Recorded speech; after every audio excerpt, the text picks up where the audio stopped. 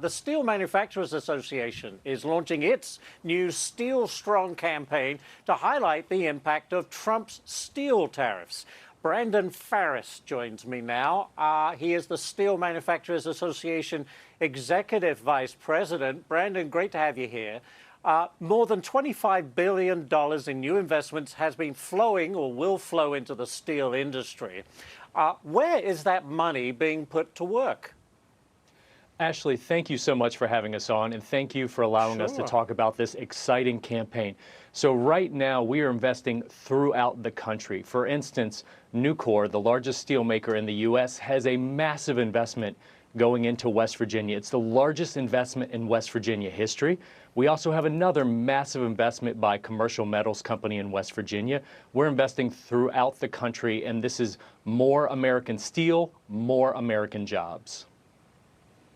Let me ask you about tariffs. Have they been able to stabilize the industry and knock back that cheap competition from countries like China who tend to dump their product on the United States? Has it really helped?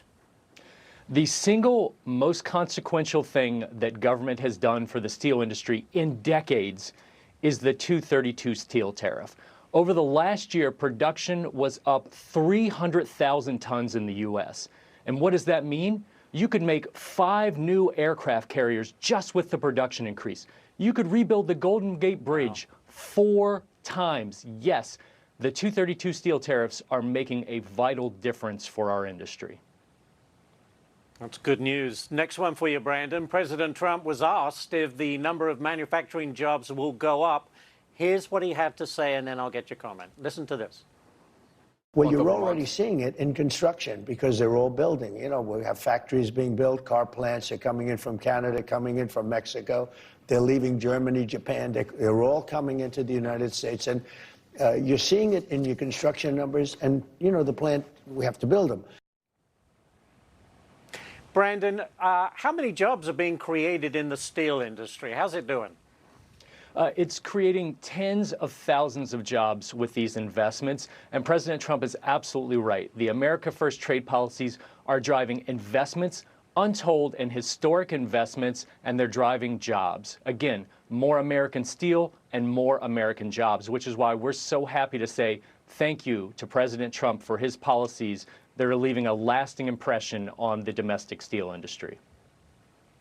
Very quickly, I believe the price of steel right now is about $950 a ton. If that is right, is that what you expect? Is it a stable price?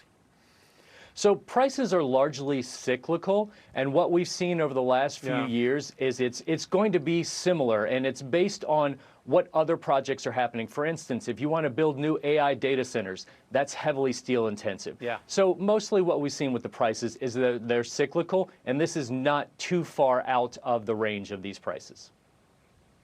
Very good. We'll leave it there. Brandon Farris, great stuff, and best of luck with your campaign, and great to speak to you. Thank you for having us.